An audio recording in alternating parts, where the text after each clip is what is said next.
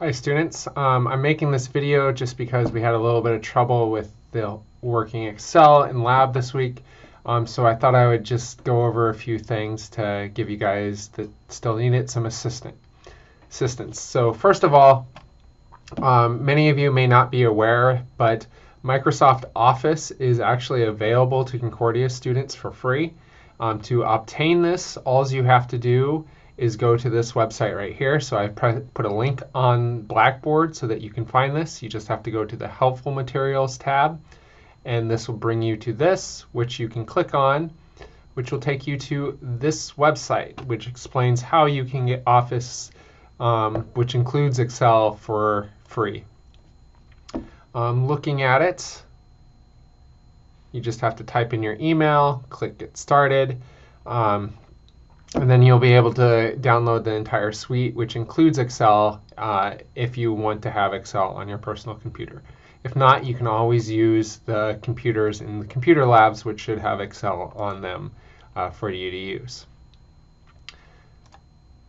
So the other thing that I wanted to go over was how to make the graph like I had shown you in class.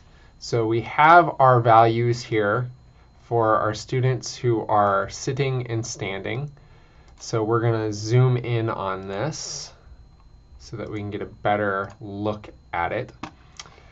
So the first thing you need to do is calculate the mean or the average. So to do that, you just type an equal sign, average, and then you'll want to select the different points that you had for your sitting resting heart rate.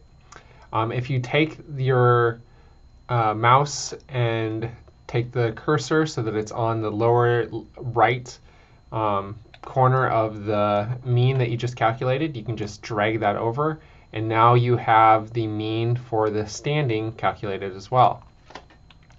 You're going to do something similar for standard deviation. So type in the formula for standard deviation, STDEV, select your different values, press return, and you now have the standard deviation selected.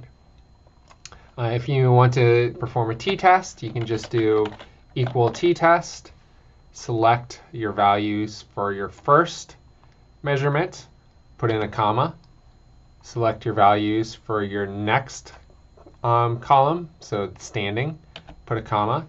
Tails, you have to decide whether it's a one or two tail. This week we used a one-tailed test. And then a type, you have to decide whether it's paired or unpaired, with one representing a paired and two representing unpaired. So if we type in a 1, that would show us that would give us the paired t-test, and we can press return, and it's going to spit out a p-value for us to use to interpret our results. Now, if you want to make a graph with this, the easiest thing to do is select your two values. So I selected my two means. I'm also going to select their name. So sitting and standing, I'm going to select both of those. I'm going to go to Insert, and I'm going to go to Recommended Charts. And I like the clustered column that they give me, so I'm going to go ahead and click on that. And then that gives me the beginning of the chart. Things that I need to add. So I need to add some error bars. So I go over to the Add Chart element, go down to Error Bars, and I'm going to go to More Error Bar Options. This tab over here is going to change or appear. I'm going to want to have the column section of it clicked on. I'm going to go to Custom, and I want to specify my values. So what I'm going to use for this was my standard deviation. So it's calculated down here. I'm going to select both of them, press return, and then I'm going to do the same thing for the negative error bar values. So I'm going to select the standard deviation for both of them. And now that I have both of them selected, I'm going to click OK. And now my graph shows me my mean resting heart rate for sitting and standing, and the error bars, which represent the standard deviation that's associated with them. Finally, I want to have a title for my y-axis. So to do that, I need to go back and add another chart element. So I'm going to go axis title, to the primary vertical title. Then I'm going to rename that title. So we looked at heart rate, and it was in beats per minute. So now I have a label for that. Now when I go to print this out, I actually am going to remove the chart title. We're going to get rid of that, and we're going to copy the graph.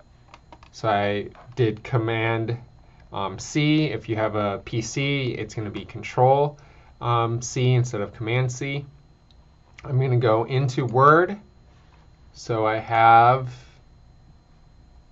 a Word document here that I'm going to go ahead and paste.